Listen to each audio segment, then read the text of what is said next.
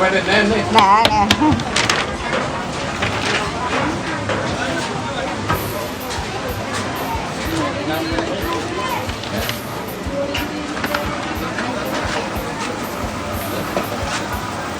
always කටි රත් වෙලා තියෙන්නේ රොටිය දාන්න ඉඳලා තියෙනවා 24 hour electricity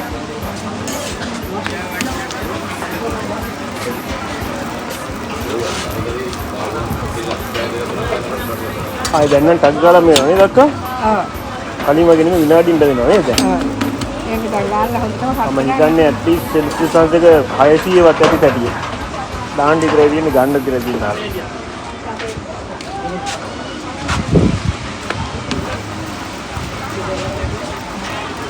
ඔන්න දැම්මා තප්පර 10යි හැරෙව්වා මොනවද යාලගේ දරයි පොල්ලෙලි නේ ඔව්